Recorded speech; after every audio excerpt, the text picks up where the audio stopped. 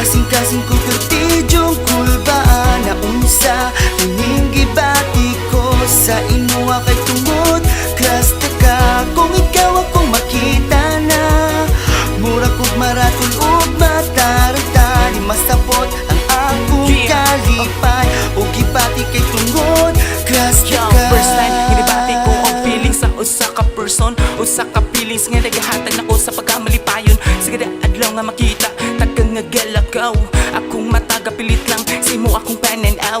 Gusto ko maingon og hay pero dako akong kaulaw basing dili ko nimo pansin nun mapuno lang ko sa mga kadyaw.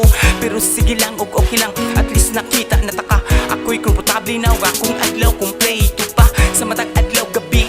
Premier ta kahuna-hunaon ang imong litrato nga naka wallpaper pa sa akong cellphone.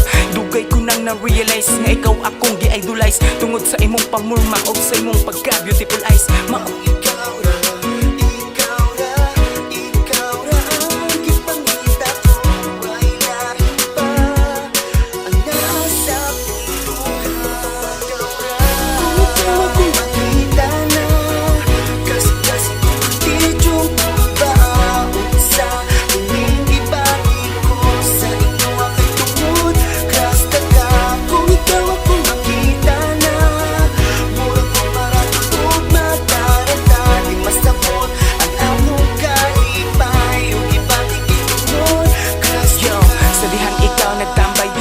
sa may tindahan gina nga tay mao gayud na akong pinakaganahan pangitaan dayon og paagi kung unsaon pagpaduol kaya ko galingon nako murag dili na nako makontrol.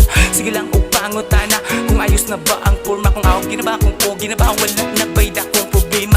Medyo may cool baga may samtang papadul na sa iyahag walang damhang nga magkasugat ang pananaw sa among mga mata paglamig sa kong gibati na halos na kong mag-blush ning ana ba ang ipiko pag makita na nimo si crush halos di na makaliw tungod kay nakasakong atubangan murag anghel nga gihulog gihatag ka sa kalangitan.